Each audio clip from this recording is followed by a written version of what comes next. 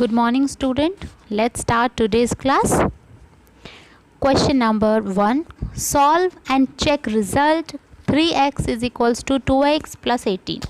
सबसे पहले आप देखिए कि सॉल्व करने का मतलब क्या है चिल्ड्रन। यहाँ पर एक इक्वेशन दिया है आपको जिसमें कि वेरिएबल है x, तो हमको x का वैल्यू फाइंड करना है। और x का वैल्यू फाइंड करने का मतलब क्या होता है, मतलब x का वो वैल्यू फाइंड करना जिसके लिए इस इक्वेशन का लेफ्ट हैंड साइड और राइट हैंड साइड का वैल्यू इक्वल होगा, तभी इक्वेशन सेटिस्फाइड होगा ना।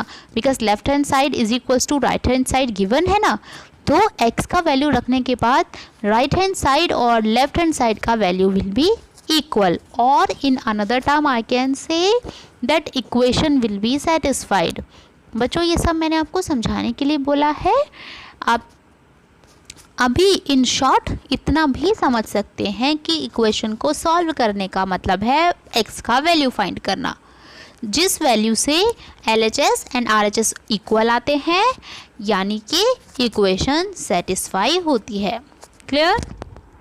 नाउ सी, मैंने पहले भी आपको बताया हम लाइक टर्म्स को एक साथ लेकर जाते हैं। यहाँ पे लिखा है ना on transposing 2x to left hand side we obtain. हमने क्यों किया? बिकॉज हम लाइक टर्म्स को एक तरफ रखते हैं। 3x minus 2x is equals to 18। आपको पता है कि इधर माइनस 2x क्यों हुआ? जब हम साइड चेंज करते हैं तो साइन विल बी चेंज, है ना। और ऐसा क्यों होता है वो मैं आपको बताऊंगी, बट अभी आप कंफ्यूज ना हो तो प्लीज़ अभी के लिए आप इतना समझ लीजिए कि जब भी साइड चेंज होगा, अगर आप लेफ्ट हैंड साइड से राइट हैंड साइड में लेकर जा रहे हैं या राइट हैंड साइड से लेफ्ट हैंड साइड में लेकर जा रहे हैं कोई भी नंबर, तो the sign will be changed, minus will be change to plus and plus will be change to minus. So x is equals to 18. Now let's check LHS। Left hand side में 3x के place पर 18 रखिए तो value कितना आया? 54। अब right hand side में रखिए तो x का वैल्यू 2 इंटू 18 प्लस 18, 36 प्लस 18 54। तो LHS और RHS इक्वल हुआ ना। बट हमने यही तो आपसे कहा था कि इक्वेशन का वैल्यू ही फाइंड करना होता है सॉल्व करने का मतलब, और वैल्यू फाइंड करने का मतलब क्या होता है कि LHS और RHS का वैल्यू इक्वल आता है। ठीक है, हमें यहाँ पर चेक भी करना था इसलिए हमने चेक करके बताया। See the next question. Same question is here again 5t minus 3t। Like terms को एक साथ किया। लाइक टर्म्स का मतलब है स्टूडेंट्स जहाँ पर t वाले टर्म्स हैं उनको एक साथ कर दीजिए, जहाँ पर नंबर्स हैं उनको एक तरफ कर दीजिए। तो 5t minus 3t is equals to 5 already minus में है राइट हैंड साइड में, जो ये इधर -3 है इधर जाकर प्लस होगा, है ना। इसको इन्होंने लिखा है माइनस इंटू -3, कोई इशू नहीं है, आप डायरेक्टली +3 भी लिख सकते हैं। The answer will be 2t is equals to -2। Divide करेंगे both the sides by 2। t का वैल्यू -1, अगेन t का वैल्यू LHS में रखिए, what is answer coming? RHS में रखिए, what is answer coming? And देखिए क्या दोनों वैल्यू इक्वल हैं? If yes then the value is correct. Now the third question is of same type children, no change. x का value find करिए। 5x और 3x को एक तरफ रखिए, 9 और 5 को एक तरफ लेकर जाइए, है ना। x का वैल्यू निकालिए, फिर x का वैल्यू LHS और RHS में पुट कीजिए एंड देखिए क्या दोनों वैल्यू सेम आते हैं। Okay, now these question number 4 and question number 5 are of same type, and students now I want you to solve these questions.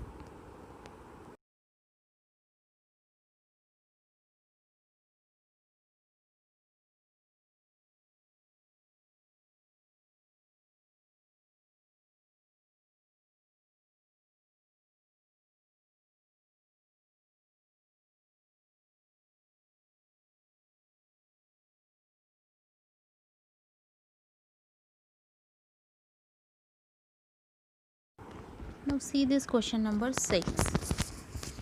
Question is same, x का ही value find करना है। Solve and check the result. तो question same है, बस digits जो हैं उनको देखिए एक बार। 8x + 4 LHS तो सिंपल है पहले क्वेश्चंस की तरह, RHS थोड़ा सा कॉम्प्लिकेटेड है। It is written 3 × x - 1 and +7। तो स्टूडेंट्स इसको थोड़ा सा सिंप्लीफाई कर लेते हैं। सिंप्लीफाई करने के बाद ये बिल्कुल पहले क्वेश्चन की तरह बन जाएगा, ठीक है। तो हम इसको आपको सिंप्लीफाई करना बताएंगे, आगे सॉल्व आप लोग खुद करेंगे। क्लियर? देखिए, आपको पता है जब भी ब्रैकेट के बाहर कुछ लिखा होता है उसका मतलब क्या है। ब्रैकेट के बाहर मल्टीप्लिकेशन में लिखा है तो उसका मतलब है कि ब्रैकेट के अंदर जितनी भी टर्म्स हैं उन सब के साथ उसको मल्टीप्लाई होना पड़ेगा। So here 3 is multiplied with x, देखिए सेकेंड लाइन में, and 3 is multiplied with -1. So the answer is coming what? 8x + 4 is equals to 3x - 3 and +7 जो पहले था। 8x - 3x ट्रांसपोजिंग के थ्रू 4 को आप राइट हैंड साइड में ले गए तो the question has become 5x is equals to -7 + 7, that is x is equals to 0। अब x का वैल्यू लेफ्ट हैंड साइड और राइट हैंड साइड में रख करके देखेंगे कि क्या दोनों इक्वल आते हैं। अगर इक्वल है तो हमारा answer is correct. Same is the next part, question number 7 children. Left hand side is given only x, very simple is given, है ना।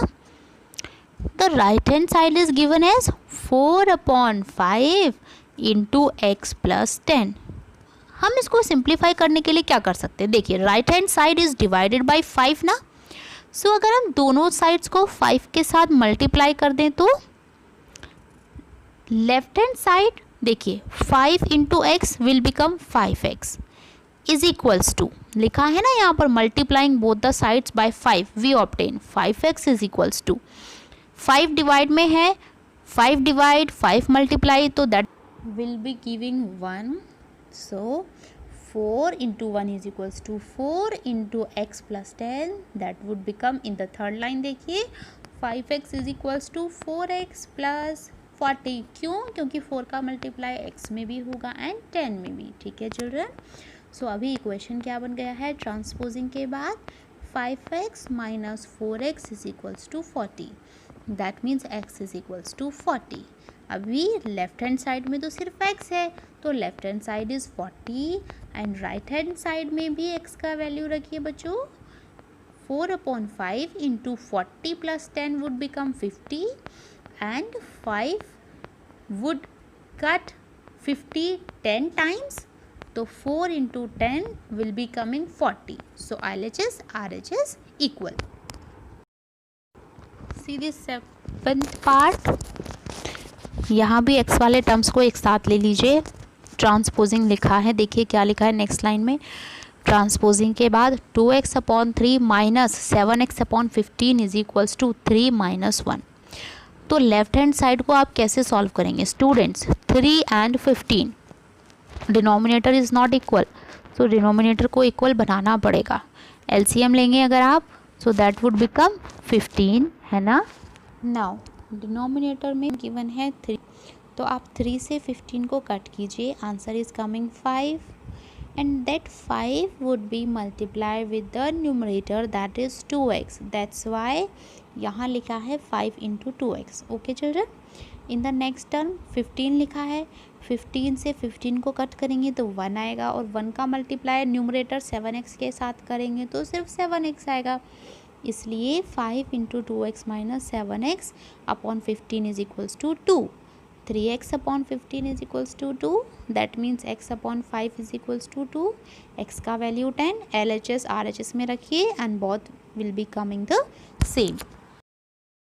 Children, similarly the 9th part, I hope you can understand this question well. Try to understand this question, okay?